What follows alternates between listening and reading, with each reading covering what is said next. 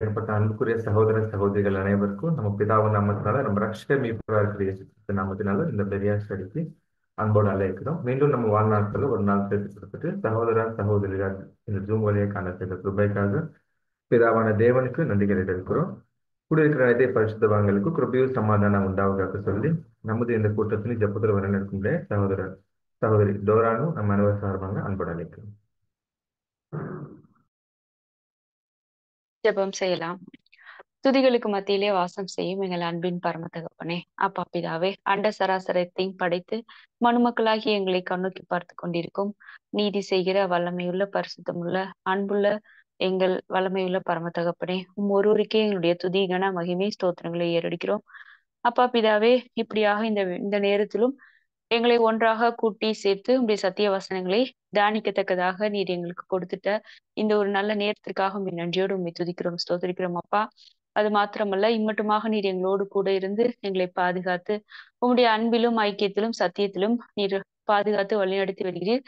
அதற்காக கூட நாங்கள் உண்மை நன்றியோடு துதிக்கிறோம் ஸ்தோத்திரிக்கிறோம் அப்பா. இன்றைய நாளிலும் விசேஷித்த விதமாக நாங்கள் தியானிக்க போகிற காரியங்களிலே நாங்கள் ஒருமுறைப்பட்டு சிந்திக்கத்தக்கதாக உமது ஆவியை எங்கள் ஒவ்வொருவருக்கும் அளவில்லாமல் கொடுத்து நீங்க வழிநடத்துங்க தகப்பனே. இனி வரும் நாட்களிலும் விசேஷித்த விதமாக நாளை தினத்துல இருக்கக்கூடிய சிறப்பு கூடுகையிலும் அதை தொடர்ந்து ஞாயிற்றுக்கிழமையிலும் தகப்பனே, எங்களுக்கே தேவையான சத்தியங்களை நீர் உம்முடைய தூதர்கள் மூலமாக கொண்டு வந்து சேர்த்து நாங்கள் அதை கேட்கிறவர்களாக மாத்திரம் இல்லாதபடிக்கு அதன்படி நாங்கள் நடந்து அன்பிலும் ஐக்கியத்திலும் நாளுக்கு நாள் வளர நீர் எங்களுக்கு உதவி செய்தலும். இன்னுமாக சபையில் இருக்கிற ஒவ்வொரு சகோதர சகோதரிகள் குடும்பங்கள் பிள்ளைகள் எல்லாரையும் நினைவு கூறுகிறோம் அப்பா. நாங்கள் அனைவரும் ஒன்றாக ஊக்கத்தோடு உற்சாகத்தோடு உங்களுடைய சத்திய வேலைகளை செய்ய ஒவ்வொருவருக்கும் நல்ல ஒரு பலனையும் உற்சாகத்தின் ஆவியும் கொடுத்து வழி நடத்துங்க. அதே போல இந்த கூட்டத்தின் ஆரம்பம் முதல் முடிவு வரை தேவரீர் எங்களோடு கூட இருந்து உடைய பரிசுத்த கரம் எங்களை வழிநடத்த கூட கிருபையா இரக்கம் செய்யுங்க. இந்த ஒரு மன்றாட்டை எங்கள் மீட்பெரும் அருமை ரட்சகரும் எங்கள் ராஜாதி ராஜாவும் மத்தியஸ்தரும் குருவுமா இருக்கிற இயேசு கிறிஸ்துவின் இணையில்லா நாமத்தில் ஏறெடுக்கின்றோம். ஜெபம் கேளும் எங்கள் ஜீவனுள்ள பரம தகப்பனே, ஆமீன். Thank you sister. அன்புக்குரிய சகோதர சகோதரர்களே, நம்ம கடந்த நாள் 2 கொஸ்டின்ஸ் நம்ம பார்த்தோம். இன்னைக்கு 17ஆம் கொஸ்டின் நம்ம பார்க்க போறோம். ஸோ 17ஆம் question, who was the chief one in authority under this government? Was Israel's government a democracy or a theocracy? So இந்த கொஸ்டின் அப்படியே தமிழ்ல வாசிக்க முடியும். அன்பு சகோதரர்கள் பண்ணிக்கிறோம்.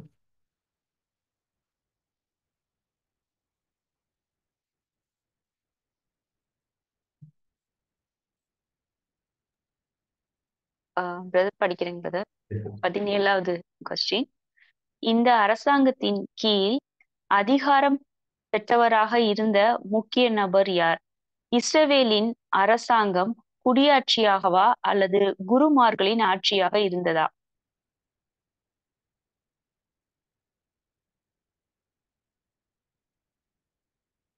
இஸ்ரவேலரை எகிப்தின் அடிமைத்தனத்திலிருந்து விடுதலையாக்கும் தேவனுடைய பிரதிநிதியாக இருந்த மோசையிடம் அவர்கள் மேல் முழு அதிகாரமும் இருந்த போதிலும் அவருடைய சாந்த குணம் ஜனங்களின் நன்மைக்கென்று மிதமிஞ்சி அவர்களுக்கு உழைக்க தூண்டியது. சில காலத்துக்கு பின்பு குடியாட்சிக்கு ஒப்பான அரசாங்கம் அவரால் ஏற்படுத்தப்பட்டது. ஒருவேளை அவ்விசுவாசிகளும் கூட இஸ்ரவேலின் அரசாட்சி மக்களாட்சி என்று மதிக்கலாம். ஆனால் அந்த அரசாட்சியினுடைய வெளிச்சத்தில் நோக்கும் போது அது ஒரு தெய்வீக அரசாட்சி ஆகும். ஏனெனில் கட்டளைகள் அனைத்தும் மோசேயின் மூலம் தேவனால் கொடுக்கப்பட்டதே தவிர மோசே எந்தவித கட்டளைகளையும் ஏற்படுத்த அனுமதிக்கப்படவில்லை. தேவனால் தங்களுக்கு கொடுக்கப்பட்ட சட்டங்களில் இருந்து யாதொன்றையும் நீக்கவோ சேர்க்கவோ கூடாது. இதன் அடிப்படையில் பார்க்கும்போது இஸ்ரவேலின் அரசாங்கம் மற்ற சமுதாய அரசாங்கங்களுக்கு முற்றிலும் வேறுபட்டதாகவும் முன் எப்பொழுதும் இருந்திராததாயும் இருந்தது. கர்த்தர் மோசையை நோக்கி, இஸ்ரவேல் ஜனங்களுக்கு மூப்பரும் தலைவருமானவர்கள் இன்னார் என்று நீ அறிந்திருக்கிறாயே. அந்த மூப்பரில் 70 பேரை கூட்டி அவர்களை ஆசரிப்பு கூடாரத்தில் அங்கே உன்னோட கூட வந்து நிற்கும்படி செய். அப்பொழுது நான் இறங்கி வந்து அங்கே உன்னோடே பேசி, நீ ஒருவன் மாத்திரம் ஜனங்களின் பாரத்தை சுமக்காமல் உன்னோடே கூட அவர்களும் அதை சுமப்பதற்காக உன்மேல் இருக்கிற ஆவியை அவர்கள் மேலும் வைப்பேன். என்னாகமம் 11ஆம் அதிகாரம் வசனம் 16, 17 இத்துடன் 24 முதல் 30 வசனங்களில் உள்ள உண்மையும் சாந்தமும் உள்ள வஞ்சனை இல்லாத மோசேயின் குணாதிசயம் முன்மாதிரியாக கொடுக்கப்பட்டுள்ளது. இந்த சம்பவத்தை மோசே வேறு ஒரு பகுதியில் கூறுவதாக காண்போம். நான் ஞானமும் அறிவுமுள்ள மனுஷனாகிய உங்கள் கோத்திரங்களின் வம்சாதிபதிகளை தெரிந்து கொண்டு அவர்கள் உங்களுக்கு தலைவராய் இருக்கும்படி 1000 பேருக்கு அதிபதிகளாகவும் 100 பேருக்கு அதிபதிகளாகவும் 50 பேருக்கு அதிபதிகளாகவும் 10 பேருக்கு அதிபதிகளாகவும் உங்கள் கோத்திரங்களில் அதிகாரிகளாகவும் ஏற்படுத்தி வைத்தேன். உபாகமம் 1:15, யாத்ராகமம் 18ஆம் அதிகாரம் வசனம் 13 முதல் 25 வரை. Thank you sister. இந்த பேராகிராஃப் இங்கிலீஷ்ல வாசிக்கலாமா?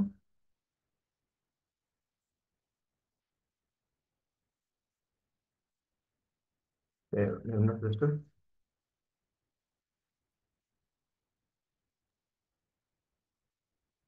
Hello, brother. இங்கிலீஷ்லமா?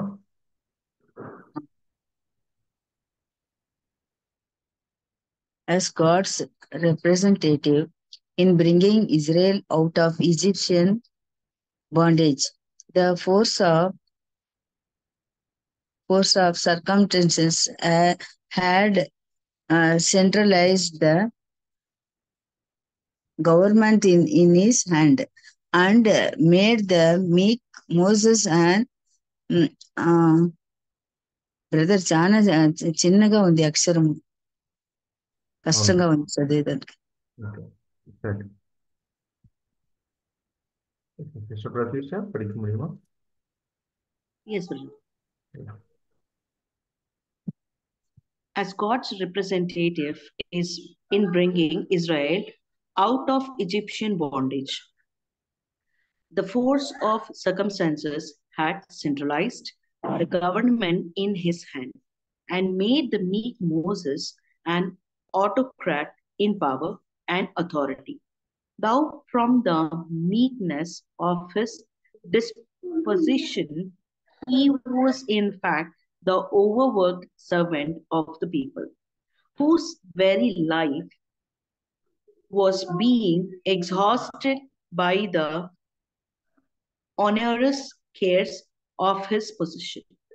At this junction, a civil government was established, which was virtually a democracy. Let us not be misunderstood regarding as unbelievers would esteem it. Israel's government was a democracy, but regarded in the light of its own claims, it was theocracy, that is, a divine government. For the laws given by God through Moses permitted no amendments. They must neither add or nor taken from their code of laws. Thus seems Israel government was different from any other civil government, either before or since.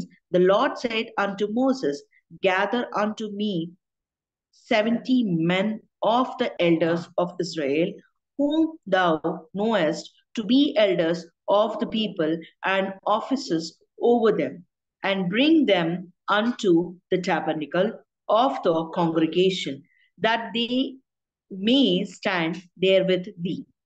And I will come down and talk with thee there, and I will take off the spirit which is upon thee, and will put it upon them, and they shall bear the burden of the people with thee, that thou bear it not alone. Numbers 11, 16, and 17. See also verse 24 to 30 for an example of a true and guileless statesmanship and meekness. Moses, rehearsing this matter, says, so I took the chief of your tribes, wise men, and known of influence, and made them heads over you, captains over thousands, and captains over hundreds, and captains over fifties, and captains over tens, and officers among your tribes. Deuteronomy 1:5, Exodus 18:13 through 26. Over, brother. Thank you ஜெஸ்டா. அன்புக்குரிய சகோதர சகோதரிகளே, இந்த பேராகிராஃப்ல உங்களோட புரிதல் அன்பில் பண்ணிட்டு நீங்க தெரிவிக்கலாம்.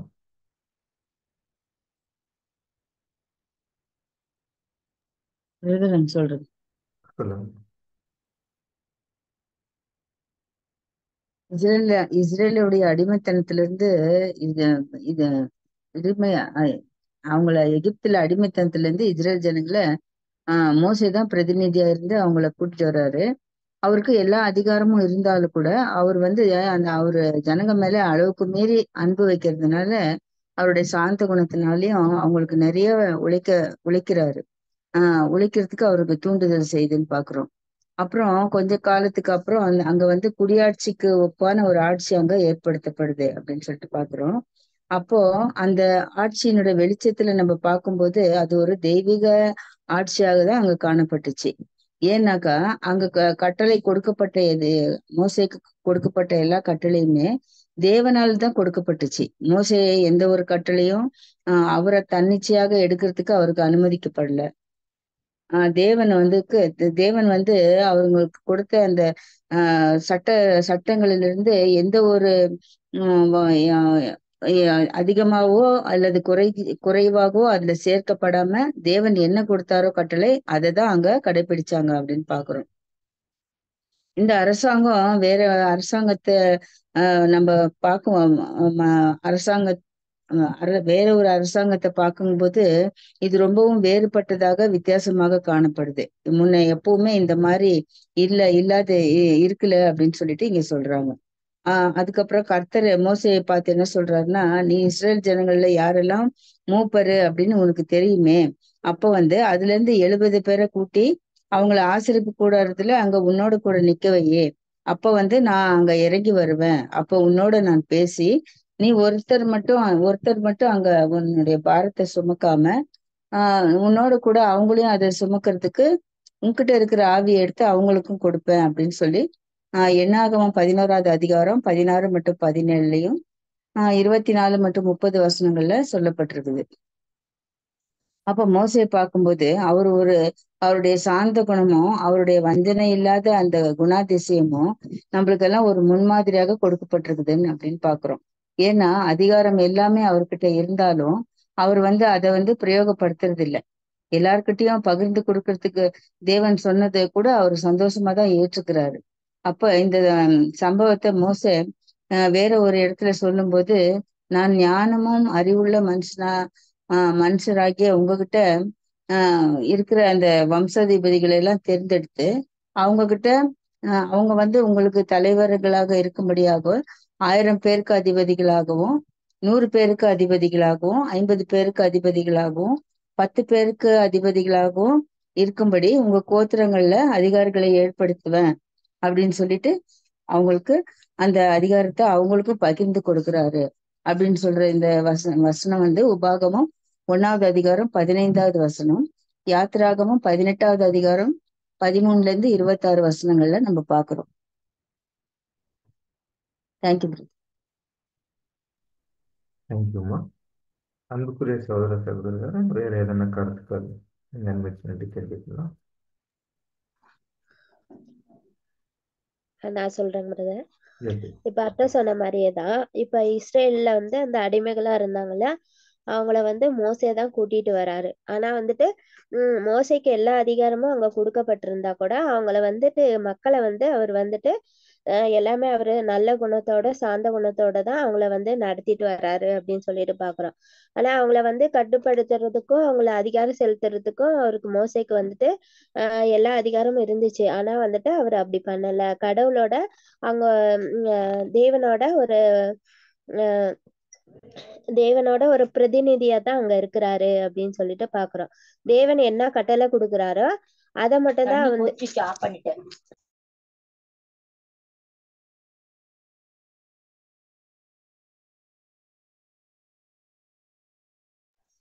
Sorry brother. அதுக்கப்புறமேல பார்த்தோம்னா அவரு வந்துட்டு மோச வந்துட்டு கடவுள் என்ன உத்தரவு கொடுக்குறாரு என்ன சொல்றாரோ அதை வந்து ஜனங்கள் மத்தியில வந்துதான்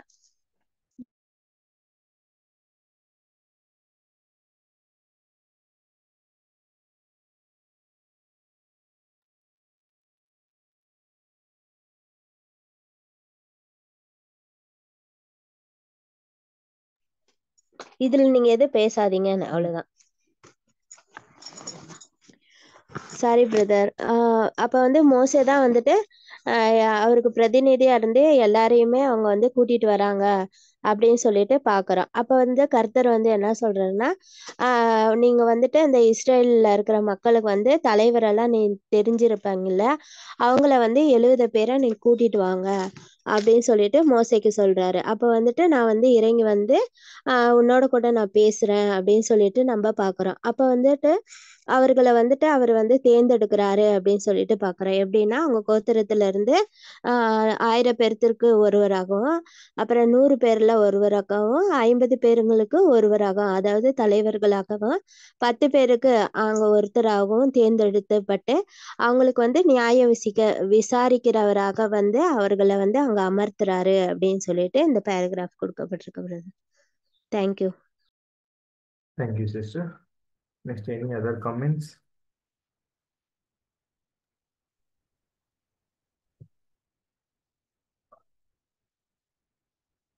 Next, யார் சொல்ல வரீங்க?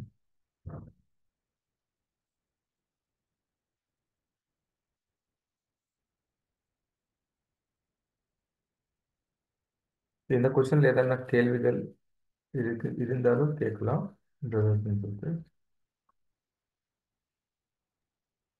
பிரதர், இந்த கொஸ்டின்ல வந்து சுருக்கமா சொல்ல போனா அது வந்து மக்களாட்சியோ குடியாட்சியோ கிடையாது. அந்த தேவன் தான் அவங்கள சில சட்ட திட்டங்கள் நீதி நியாயங்களோட மோசை மூலமா அவங்கள வழி நடத்தியிருக்கிறாரு. அதுக்கு பிரதானமான விஷயம் வந்து அந்த மோசையோட சாந்தமுள்ள ஒரு குணலட்சணம். அப்புறம் சில நாட்களுக்கு பின்பு மோசேக்கு கஷ்டம் இருக்கக்கூடாது, பாரத்தை சுமக்கும்படிக்கு நம்ம 1000 பேருக்கு 100 பேருக்கு 50 பேருக்கு ஒரு அதிபதிகளை அவர் ஏற்படுத்தினாரு அப்படின்னு பாக்குறோம் brother. Yes, thank you, sister. Next, any other comments?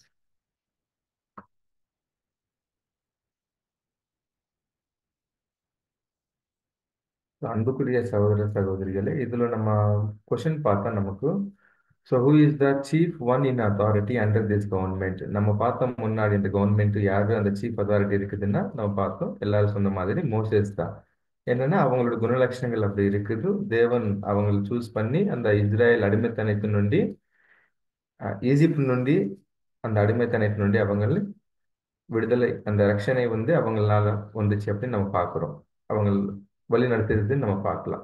So அதுக்கப்புறம் கேட்ட கேள்வி வந்து நமக்கு இஸ்ராயல்ஸ் government A democracy R A தியோக்ரஸி? டெமோக்ரஸியா இருக்குதா இல்லை தியோக்ரஸியா இருக்குதுன்னா இந்த உலகத்துல முன்னாடி இல்லாம இதுவரைக்கும் இல்லாத ஒரு காரியம் என்னன்னா இந்த இஸ்ராயல் கவர்மெண்ட்ல தான் இருக்குது. இந்த ரெண்டும் இருக்குது மாதிரி நம்ம பார்க்கலாம். ஸோ எப்படி அப்படின்னு நம்ம சொல்றதுன்னா இந்த மோசே அங்க சீஃப் அத்தாரிட்டி இருந்தாலோ அவங்க ஓனா எதுவுமே அந்த கட்டளைகள் ஆகட்டும் மற்றது எதுவுமே அந்த ஜனங்கள் மேல சுமத்துக்க முடியாது. தேவன் அதுக்கு என்ன நியாயப்பிரமாணங்கள் கொடுத்திருக்காங்களோ தேவன் அவங்களுக்கு என்ன செய்ய சொல்றாங்களோ அதுதான் அவங்க வந்து செய்யணும். இதுதான் வந்து தியோக்ரஸி. ஆனாலும் அந்த மோசே மட்டும்தான் அந்த கிட்ட அந்த 25 லட்சம் பேருக்கு வந்து அங்க நியாயம் தீர்க்கிறது நம்ம பார்க்கலாம், வழி நடக்கிறது. ஸோ அவங்க ஒருத்தருக்கு அது ரொம்ப சிரமமா இருக்கிறதுனால அவங்களோட மாமாவோட சஜஷன் மூலமா பார்த்தா திருப்பி 1000 மெம்பர்ஸ்க்கு ஒருத்தர், 100 மெம்பர்ஸ்க்கு ஒருத்தர், இப்படி 10 பேருக்கு ஒருத்தர். ஸோ அதுதான் நமக்கு வந்து ரோமன் கவர்மெண்ட்லவோ அந்த சோல்ஜர்ஸ்லோ அவங்க ஃபாலோ பண்ணது நம்ம பார்க்கலாம்.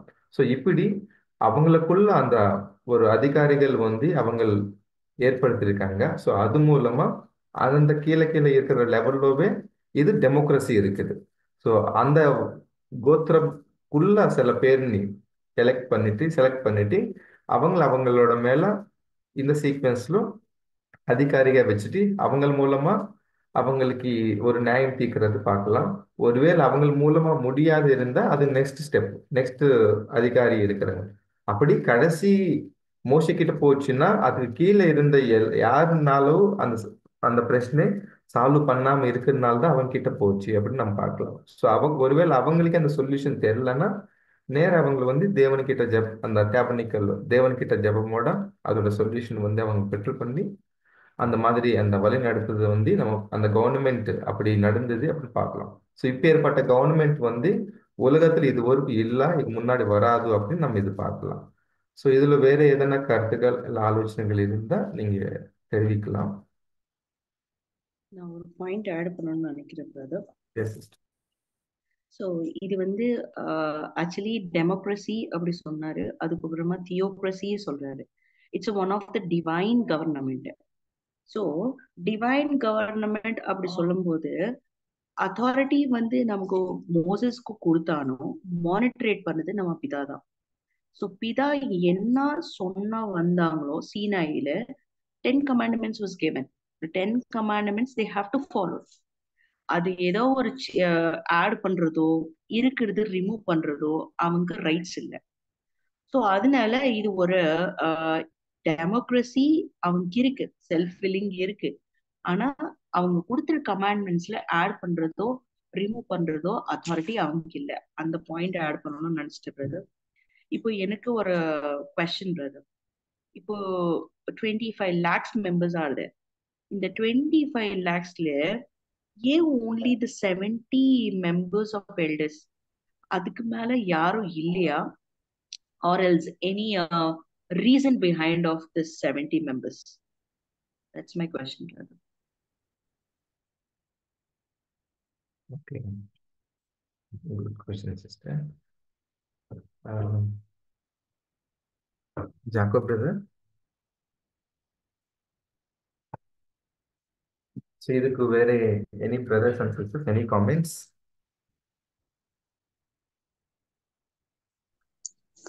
சிஸ்டர் நீங்க சொல்லுங்க sister. Rani sister.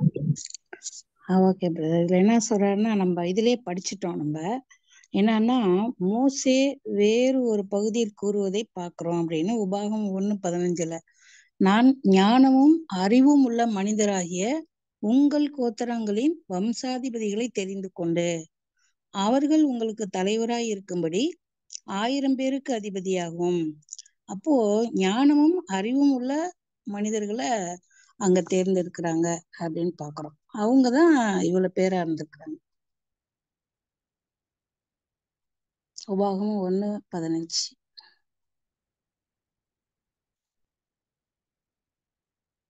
For 25 lakhs members, 70 members மட்டும்தான் they are wise men.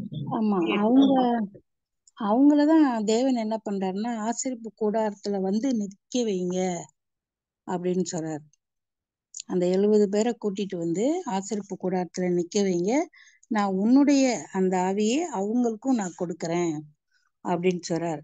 இல்லைன்னா இன்னும் கூட அதிகமா தேர்ந்தெடுங்கன்னு சொல்லிருக்கலாம் இல்லையா அவரை. அப்போ அந்த அவ்வளவு பேத்துல அவங்கள மட்டும் தேவன் பொறுக்கி எடுக்கிறாங்க, ஒரு சிறு அவரை கூட்டத்தார். Okay sister.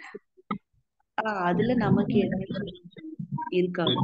இன்னொரு பாயிண்ட் என்ன இருக்குதுன்னா, அந்த என்டையர் இஸ்ரேல் ஜனங்கத்திலோ இப்போ அம்மா சொல்றது மாதிரியும் இன்னொன்னு என்னன்னா, அந்த இன்ஃப்ளூயன்ஸ், மென் ஆஃப் இன்ஃப்ளூயன்ஸ், அந்த என்டையர் ஜனங்கள் நடுமுலோ இன்ஃப்ளூயன்ஸ் யாருக்கு இருக்குது, என்ன அவங்களுக்கு சொன்னாதான் கீழ்ப்படி, அவங்க சொன்ன மாதிரி நடப்பாங்க அப்படின்னா, ஸோ அந்த கருத்துலவும் பர்டிகுலரும் இந்த 70 மெம்பர்ஸ் சூஸ் பண்ணிருக்கலாம். அதுவும் இருக்கு. ஏன்னா அவங்களோட இன்ஃப்ளூயன்ஸ் இல்லைனாலும் திருப்பி யாருமே அவங்களுக்கு கீழே அவங்களோட மாட்டை வந்து கேட்காம அவங்க இஷ்டப்படி இருப்பாங்க தானே. இப்போ உங்க வேற எனி பாயிண்ட்ஸ் இருந்தாலும் நம்ம ஷேர் பண்ணிக்கலாம். நமக்கு எப்படின்னா, நாம கூட எப்படி இஸ்ரேலர்களை கொஞ்சம் பேரை தான் தேவன் தெரிந்து கொண்டேன்னு சொல்றாரு. இப்ப நம்மள கூட உலகத்துல எவ்வளவு பேர் இருந்தாலும் கொஞ்சம் பேரை தான் தேவன் அங்க தெரிந்து கொள்றாரு. எல்லாரையுமே அவர் என்ன பண்றது இல்ல, தேவன் தெரிந்து கொள்றது இல்ல. அந்த தேவன் மேல பயபக்தி, அந்த பிரியம், அந்த ஞானம், அப்படிப்பட்டவங்களதான் தேவன் தெரிந்து கொள்றாரு. Yes ma'am.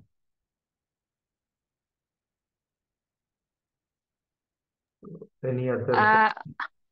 S brother. அதே மாதிரி பாத்தீங்கன்னா அந்த ஆசரிப்பு கூடாரத்தை கட்டுறதுக்கு 2 பேரை தான் அவர் சூஸ் பண்றாரு இல்லைங்களா? அதே அகோலியாபும் பெஸ்லெயேலும். அது அவங்களுக்கு அந்த ஞான இருதயத்தின் ஆவிய தேவன் வந்து கொடுத்தாங்கன்னு பாக்குறோம். அத மாதிரி இது கூட ஒரு காட்ஸ் பிளான். அந்த 70 members are really the chosen people. Yes, sister. வேற ஏதேனும் கருத்துக்கள் பிரதர்ஸ் அண்ட் சிஸ்டர்ஸ் இதிலோ? செவன்ங்கிறதுல கூட ஒரு இது ஒரு ஞானம், ஒரு இது முக்கியத்துவம் இருக்கும். முழுமை தான் நம்ம சதன்னும். ஆஹ்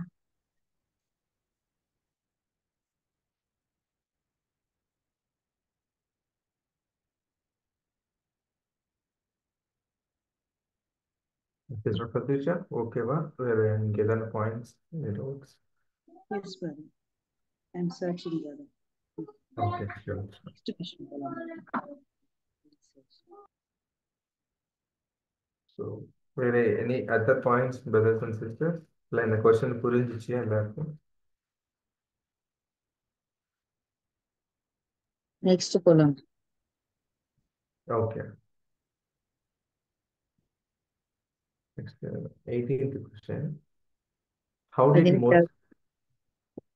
படிங்கம்மா, படிங்க. 18வது கேள்வி, அரசாங்கத்தை வழி நடத்தியதில் மோசேயினுடைய முன் உதாரணம். ஜனங்களுக்குள் சுயாதீன ஆவியை வளர்த்துவதற்கு எவ்விதம் உதவிற்று? நீங்க படிங்க இங்கிலீஷ். Okay.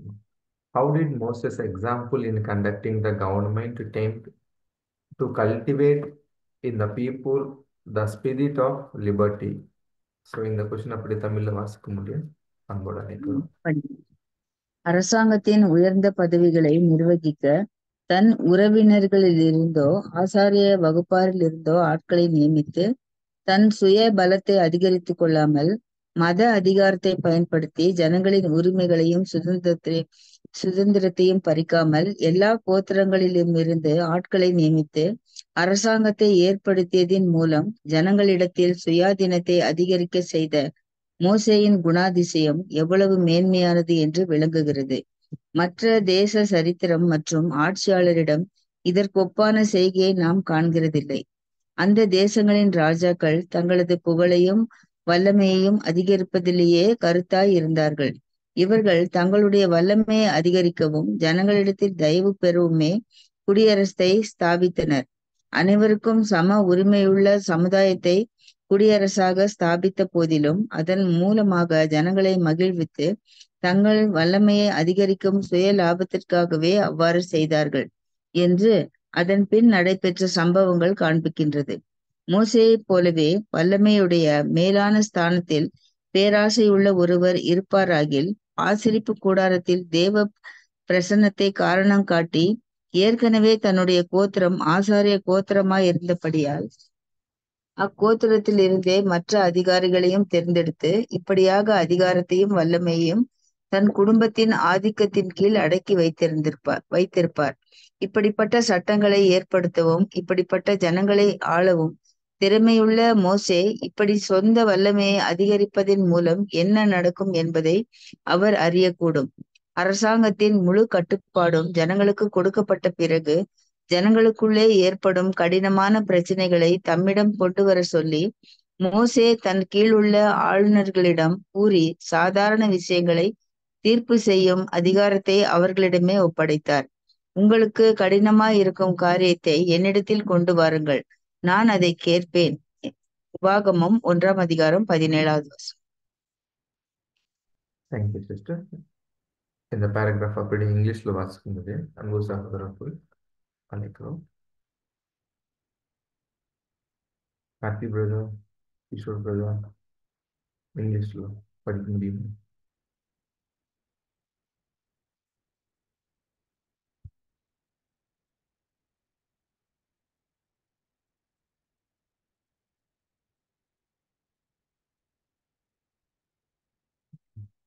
வேற எதனா யாரானா படிக்க முடியுமா? இல்ல நம்ம அப்படியே கலந்து போலாமா? படிக்கிற brother. மாట్లాடு.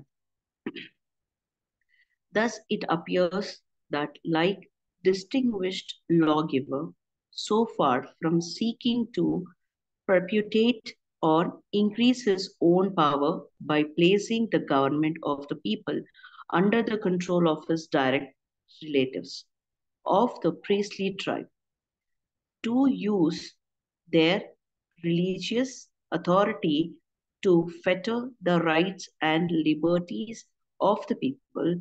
On the contrary, introduced to the people a form of government calculated to cultivate the spirit of liberty. The histories of other nations and rulers show no parallel to this. In every case, the ruler has sought his own aggrandizement and the greater power, even in instances where such have aided in establishing republics.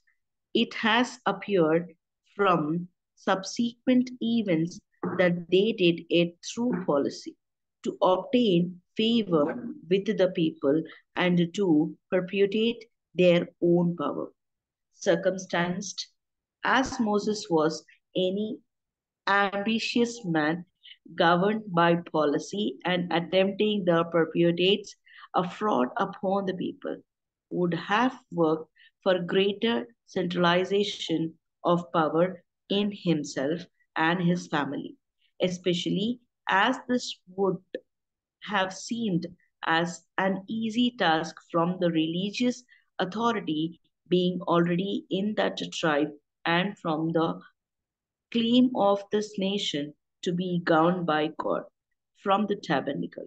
Nor is it supposable that a man capable of forming such laws and of ruling such a people would be so dull of comprehension as not to see what the tendency of his course would be. So completely was the government of the people put into their own hands, that though that thought it was stipulated that the weighted cases which those governors could not decide were to be brought unto Moses, yet they themselves were the judges as to what cases went before Moses. The cause which is too hard for you bring it unto me, and I will hear it. Deuteronomy 1:17. Thank you sister. அன்புக்குரிய சகோதர சகோதரிகளே, இந்த பேராகிராஃப்ல உங்களோட புரிதல் unmute பண்ணிட்டு நீங்க தெரிவிக்கலாம்.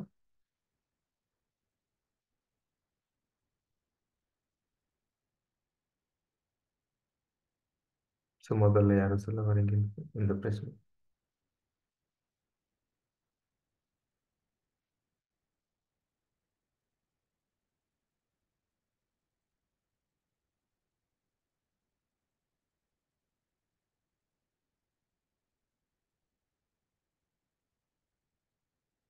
Any comments, brothers and sisters?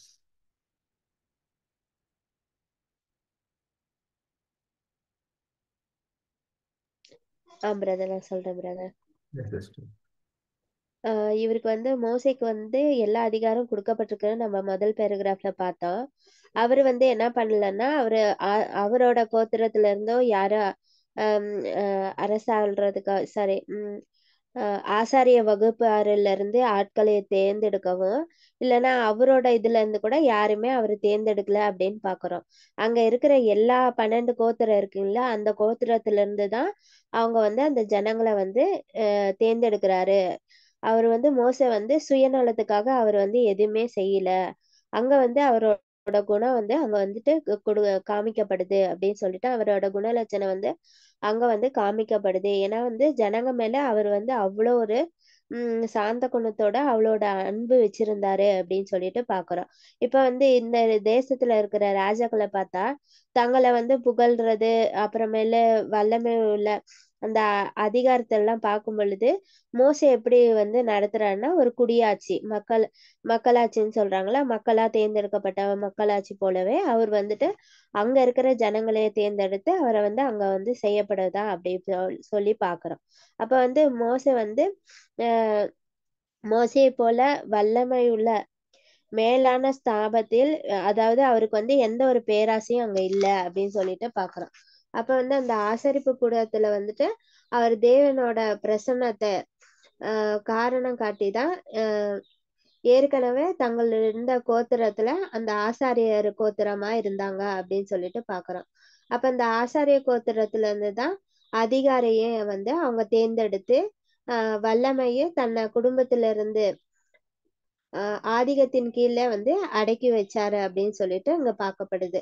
அப்ப இப்படி இருக்கறதுனால ஜனங்கள் வந்து ஆளும் திறமை உள்ள அந்த மோசே வந்துட்டு என்ன பண்றாருன்னா இப்படிதான் சொந்த வல்லமைன்னு அதிகாரத்து மூலமாக அவர் வந்து எதுவுமே நடக்கப்படாம அந்த தேவன் எப்படி சொல்றாரு அந்த காரியத்தை வச்சுதான் அவர் வந்துட்டு எல்லாரையும் வழி நடத்தி வர்றாரு அப்படின்னு சொல்லிட்டு பாக்குறோம். இப்போ உபாகம அந்த உபாகம வசனப்படி 1:17 படியாக உங்களுக்கு கடினமா இருக்கும் காரியத்தை அதாவது அங்க வந்துட்டு சின்ன சின்ன காரியங்களை வந்துட்டு நியாய தீர்க்கறதுக்காக மோசம் இல்லை. ஏன்னா அங்க இருக்கிறவங்க இந்த 10 பேருக்கு ஒருத்தருக்காங்கன்னா அவங்களுக்குள்ளார ஏதாவது ஒரு பிரச்சனை வருதுன்னா அவங்களே அவங்க நியாயம் விசாரிக்கணும். அப்ப 100 பேருக்குள்ள ஏதாவது பிரச்சனை வந்துச்சுன்னா அவங்கள இந்த சின்ன சின்ன காரியம் வந்து மோசை கிட்ட எடுத்துட்டு வராதீங்க. அதாவது மோசை சொல்றாரு என்கிட்ட எடுத்துட்டு வராதீங்க. பெரிய காரியம் ஏதாவது உங்களால அதை வந்து தீர்க்க முடியலன்னா நீங்க வந்துட்டு அதை வந்து எனக்கு எடுத்துட்டு வாங்க அப்படின்னாங்க. இப்ப போன பேராகிராஃப்ல சிஸ்டர் சொன்ன மாதிரிதான் அப்படியும் அவரால் தீர்க்க முடியலன்னா அவங்க வந்து தேவன் என்ன சொல்றாரு அதன்படி மோசை வந்து அங்க நிறைவேற்றி தருவாரு அப்படின்னு சொல்லிட்டு நியாயம் தீர்ப்பாரு அப்படின்னு சொல்லிட்டு என்னோட புரிதலா இருக்கு brother. Thank you. Thank you sister. Next sister Prathyusha.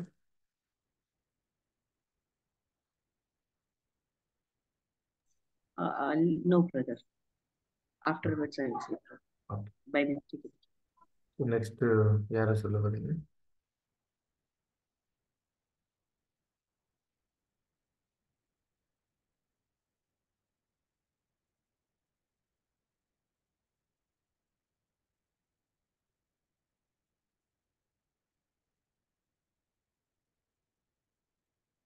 Dora sister, Esther sister, Lenka sister. Okay madam. Yes sister. மோசே கிட்ட எல்லா அதிகாரமும் இருந்தாலும் கூட ஆட்சியின் பொறுப்பு அவர்கிட்ட இருந்தா கூட அவரு தன்னுடைய சொந்த உறவினர்கள் கிட்ட இருந்தோ அல்ல ஆசாரிய வகுப்பாரில இருந்தோ ஆட்களை நியமிக்கிறது இல்ல. எல்லா ஜனங்களில எல்லா கோத்திரத்துல இருந்தும் ஆட்களை நியமிக்கிறாரு. அவன் அந்த ஜனங்ககிட்ட அந்த ஜனங்களுடைய சுயாதீனத்தை அதிகரிக்கிறதுக்காக அவர் வந்து அவருடைய குணாதிசயத்தை பார்க்கும்போது எவ்வளவோ ஒரு உன்னதமான குணாதிசயமா இருக்குது அப்படிங்கிறது நம்மளுக்கு புரியுது. மற்ற தேசத்துல சரித்திரத்தை எல்லாம் பார்க்கும்போது இது அவங்க வந்து ராஜாக்கள் வந்து அவங்க புகழை தேடிக்குவாங்க. அவங்களுடைய வல்லமை அதிகரிக்கிறதுக்காக சில காரியங்கள் எல்லாம் ஜனங்களுக்கு செய்யற மாதிரி சலுகைகள் எல்லாம் கொடுக்கற மாதிரி கொடுத்து அவங்கள இன்னும் அதிகமான வல்லமையை தேடிக்குவாங்க, பேரும் புகழையும் தேடிக்குவாங்க. ஆனா வந்து மோசே மோசே அப்படியெல்லாம் செய்யறது இல்ல. அவர் வந்து எல்லா கோத்திரத்துல இருந்தும் ஆட்கள் நியமிக்கிறாருன்னு பாக்குறோம். மோசைய போலவே வேற யாராவது இந்த மாதிரி ஸ்தானத்துல இருக்கிறவங்களா இருந்தாக்கா அவங்க என்ன பண்ணிருப்பாங்கன்னா ஆசரிப்பு கூடாரத்தையே காரணமா அந்த பிரச்சனத்தை காரணம் காட்டி தன்னுடைய கோத்திரம் தான் ஆசாரிய கோத்திரமா இருக்குது, அதனால அந்த கோத்திரத்துல இருந்துதான் அதிகாரிகளை தேர்ந்தெடுத்து அந்த அதிகாரத்தையும் வல்லமையும் அவங்களுக்கு கொடுக்கலாம், தன்னுடைய குடும்பத்தாருக்கு கொடுத்து அதை அடக்கி வச்சிருப்பாரு அப்படின்னு சொல்லிட்டு பாக்குறோம். அப்ப வந்து இந்த மாதிரி எல்லாம் செய்யறதுக்கு அவர்கிட்ட திறமையெல்லாம் நிறையவே இருந்துச்சு. ஆனாலும் அதெல்லாம் அவரு எது ஒரு பிரயோகம் பண்ணல அப்படின்னு சொல்லிட்டு பாக்குறோம். அரசாங்கத்தினுடைய முழு கட்டுப்பாடும் ஜனங்களுக்கு கொடுத்ததுக்கு அப்புறம் ஜனங்க கிட்ட ஏற்படுற அந்த பிரச்சனைகள் எல்லாம் அவர் வந்து தன்கிட்ட கொண்டு வர சொல்றாரு. தன்கிட்ட கொண்டு வர சொல்லி அங்க ஏற்படும் ஒரு கஷ்டமான பிரச்சனைகள் எல்லாம் தானே தீர்த்து வைக்கிறாருன்னு சொல்லிட்டு பாக்குறோம். அப்படி தீர்க்க முடியாத ஏதாவது பிரச்சனைங்க இருந்தாக்கா மோசே வந்து அரசாங்க முழு கட்டுப்பாடும் ஜனங்களுக்கு கொடுக்கப்பட்டதுக்கு அப்புறம் ஜனங்களுக்குள்ள ஏற்படுற அந்த கஷ்டமான காரியங்கள் எல்லாம் தன்னிடத்துல கொண்டு வர சொல்லி தனக்கு கீழே இருக்க அந்த அதிகாரிகிட்ட அதெல்லாம் தீர்ப்பு செய்யும்படியாக அவங்க கிட்ட ஒப்படைக்கிறாரு. அப்போ அந்த கடினமா இருக்கிற காரியத்தை என்னிடத்து கொண்டு வாங்க, அந்த ஆளுநர்களால தீர்க்க முடியாத அந்த காரியத்தை என்கிட்ட கொண்டு வாங்க, நான் அதை தீர்த்து வைப்பேன் அப்படின்னு சொல்லிட்டு உபாகமும் 1 அதிகாரம் 17 கொடுக்கப்பட்டிருக்கு. தேங்க்யூ. Thank you sister. ஒரே ஒரு பாயிண்ட் மட்டும் கொடுக்குறோம். எல்லாமே கரெக்டா சொல்லிட்டாங்க. அதுல என்ன பாக்குறோம் அப்படின்னா, இப்போ இருக்கிற ஆட்சி அந்த அரசாங்கம் என்ன பண்றாங்கன்னா நம்ம பாக்குறோம், அப்படியே வழி வழியா அவங்களுக்கு அப்புறம் அவங்க குமாரன், அவங்களுக்கு அப்புறம் அவங்க குமாரன், இப்படியாதான் அந்த ஆட்சியை என்ன பண்றாங்க, தங்களுக்குள்ளே தக்க வச்சுக்கிறாங்க. தாங்களே தங்களுடைய குடும்பமே ஆட்சி செய்யணும் அப்படின்னு தக்க வச்சுக்கிறாங்க. ஆனா மோசே அந்த மாதிரி பண்ணல. மோசே அத தன்னுடைய கோத்திரம் இல்ல தன்னுடைய குடும்பம் அப்படியே ஆட்சியில நம்மள போலவே அப்படியே வரணும்னு அவர் நினைக்கவே இல்லை. அவர் என்னதான் பண்ணாருன்னு பாக்குறோம், எல்லா உரிமையும் ஜனங்கள்டே கொடுத்துட்டாரு. நீங்க உங்களுக்குள்ளேயே ஒரு ஆளை தேர்ந்தெடுத்து உங்களுக்குள்ளேயே நீங்க என்ன பண்ணுங்க, நியாயம் தீர்த்து கொள்ளுங்க அப்படிங்கிற முழு அதிகாரத்தையும் அவங்கள்ட்டே ஒப்படைச்சிட்டாரு. உங்களால ஒருவேளை முடியல அப்படின்னா அதை என்கிட்ட கொண்டுட்டு வாங்க, நான் அதை சரி பண்ணி வைக்கிறேன் அப்படிங்கிற ஒரு காரியத்தை ரொம்ப அழகா அங்க கொடுத்துட்டார். இன்னொரு காரியம் கூட சொல்றாங்க, அந்த ஆசரிப்பு கூடாரத்துல இப்போ ஆரோன் போய் அந்த செகினாவுடைய அந்த பிரசன்னத்துல தேவன் என்ன சொல்றாரோ அத சொல்லணும், இங்க ஜனங்கள்கிட்ட சொல்லணும்.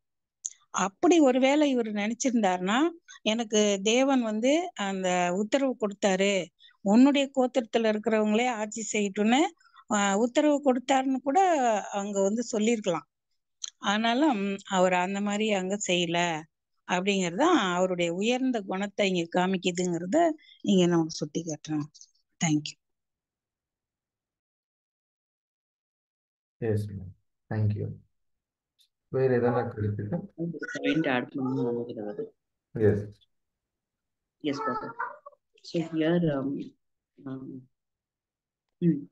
he made அவன் ஒரு 70 மெம்பர்ஸ்க்கு பண்ணிட்டாரு. அவங்க ஒரு லிபர்ட்டி கொடுத்துட்டாரு, ரைட்ஸும் கொடுத்துட்டாரு. அது ஒரு 2 இப்போ ஜெயிலுக்கு போகும்போது தீஃப்க்கு 2 கைக்கு போடுவாங்களே, அப்படி ஒரு they are saying as a fetter, authority to fetter. He was given authority to them, but it will be depend upon the 2 things. One rights, other liberty. இது 2 தான் அவங்க சொன்னது. ஆனா here if you see of the people, on the contrary, introducing to the people a form of a government calculated to cultivate the spirit of liberty. So either normally they are following these 2 things, even though that's the reason in the 70 members select பண்ணும்போது அவங்க spirit வந்துச்சு. அப்படி numbers 11, 16, 17 படிக்கிறோம், 24 to 30. So இங்க என்ன சொல்றாருன்னா, spirit of liberty was given to them. அந்த spirit of liberty இருக்கும்போது they can make it as a conscience, means which one is correct, எது கரெக்ட் எது தப்பு அப்படி சொல்றதுக்கு அவங்க வந்துச்சு. அப்போ லாஸ்ட் லைன்ல பார்க்கும்போது மோசஸ் என்ன சொல்றாருன்னா, உங்களுக்கு கஷ்டமான இருந்தது, ஐ cannot judge them, I cannot make the problem solver. அப்படின்னா நீங்க எனக்கு கொண்டு வாங்க, ஐ வில் ஹியர் இட் அப்படிதான் மோசஸ் சொல்றார். ஸோ இதுதான் என்னோட பாயிண்ட் ஆட் பண்ணணும்னு நினைச்சிட்டு பிரதர். தேங்க்யூ. Thank you sister. அன்புக்குரிய சகோதர சகோதரிகளே, இதுல வேற ஏதான கருத்துக்கள் இருக்குதுன்னா தெரிவிக்கலாம்.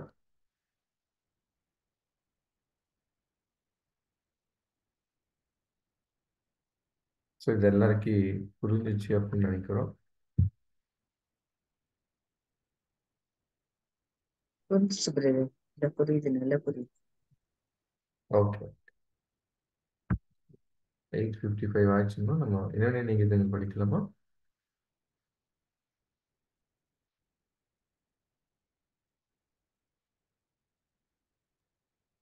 Okay brother.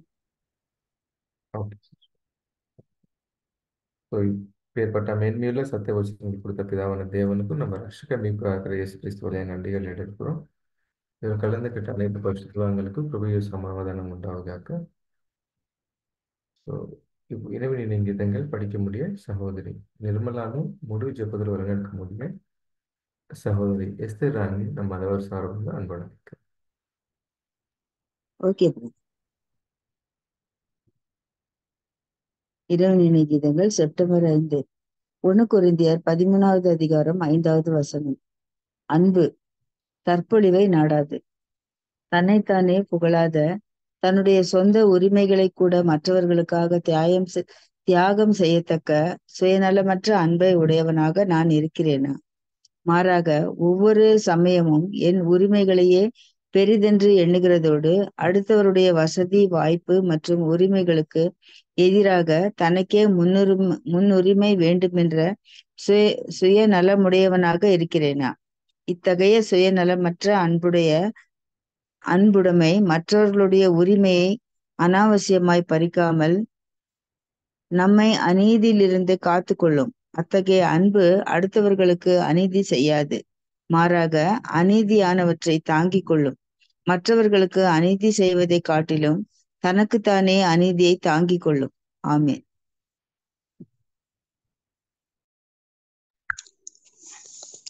ஜெபிக்கலாம்.